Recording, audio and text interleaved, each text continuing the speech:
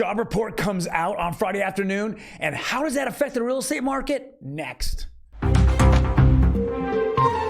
Those articles, as well as consumer loans. Where's our credit card debt at, and where is our savings? I'm going to go over the latest Fred report. That is a financial report that is submitted and given to us every single month from our federal government. Where are we at with that?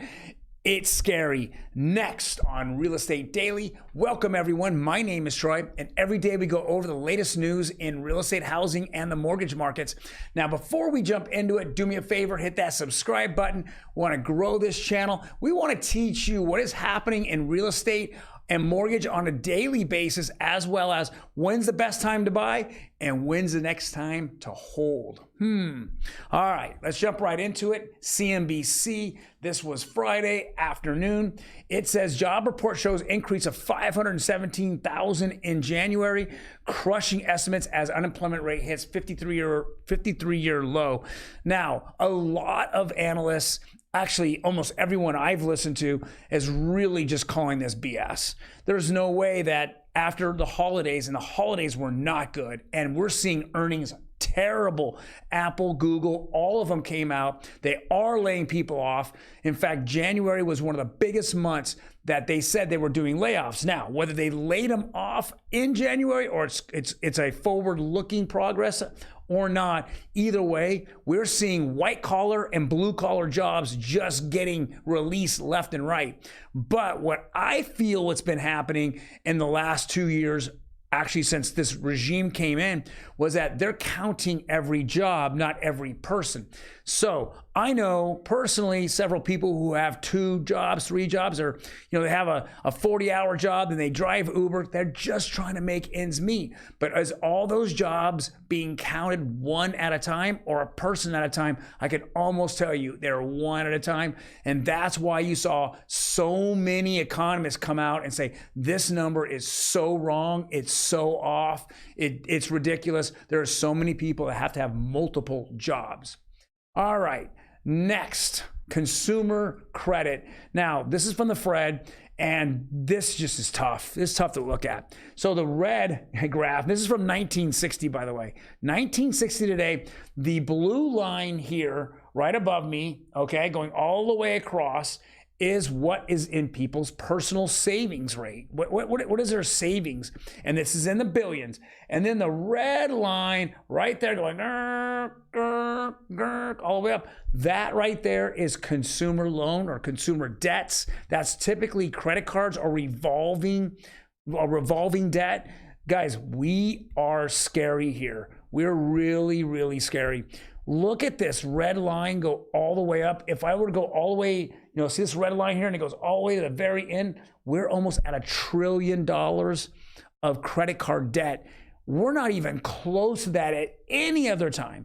So we have more credit card debt. I can't tell you how many times I'm trying to talk to millennials and Gen Zs. You cannot use your credit card as a STEMI. Okay, it's not a STEMI. You're gonna pay it back. And this is the attitude that they have. Well, here comes the new blue team telling me that I have to pay any of my student loans. Well, hell, why do I need to pay my credit cards? This is the attitude. You're going to own nothing doing that. This is what the World Economic Forum has said many, many times.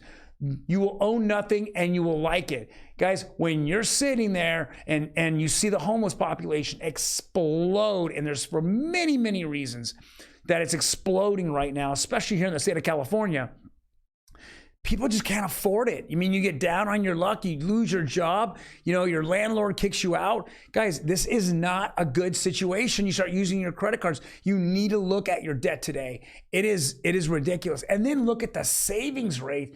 Back in 1960 to today, are you kidding me? There was more money saved in 1960 than it was in 2022 and 2023. With the population explosion in the last over 60 years, there's a major, major issue here. We're just getting drained. People went ahead and gambled on the stock market, gambled on crypto, put their assets not to good use. They didn't put it away for a rainy day. They just thought, well, heck, if I have a few extra bucks, I can parlay that into thousands, if not being a millionaire. So many people thought in 2021 that they were going to be a millionaire. Why? Because the government was printing money. Money was cheap. It was nothing. And look at that climb in 2020. It started going that way. And all of a sudden we had the pandemic, if I want to call it, and that hit, and we saw consumer debt go down because everyone had to stay home, right? Consumer debt dropped, and then the second we kind of come out of it, we saw it swoon, and it's going straight back up because of the poor decisions that some of the blue team and the Fed made in the last 2 years. It's not good right now. I'm telling you, you have to pay your credit cards down. There's no government coming in and saving you. They're just going to make your credit terrible. And with terrible credit, you can't buy a house. You can't buy a house.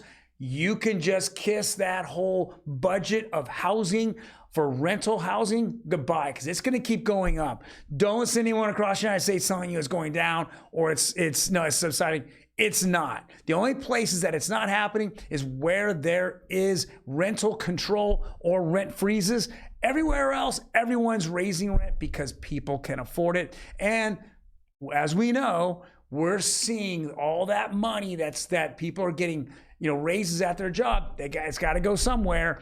And with all that being said, you're seeing landlords take it. The state of California has been sucking up in gas bills. So they raise your electric bill, they raise your gas bill. I mean, 385% of the gas bill is ridiculous. They're doing it. They want to take a piece of your pie every month. Keep thinking about that when it's election time, guys. Keep thinking about that. Next. All right. So with that being said, jobs report comes out. They said that the market, the interest rates got hurt, but they really didn't get hurt that much because the bond market is calling BS on the Fed.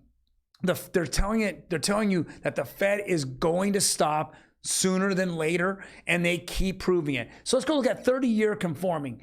We saw the headlines say, oh, interest rates just jumped. They didn't jump. They went up 9.9 basis points. 9 basis points. What did FHA do? 8 basis points. What did jump is jumbo, went up 17.5 basis points. That was a jump. But in reality, these are already floating back down, and the Fed's not meeting for at least another 45 days. Actually, it's going to be the end of March. So it's going to be a long time before the Fed actually meets. And a lot of people are predicting that's the last time they're going to raise, which they're thinking 25 basis points. And then when they meet again in May, it's there's just not going to be there, right? You're going to stop raising, and so the bond market is, and as well as the stock market, it's going to start hedging towards that.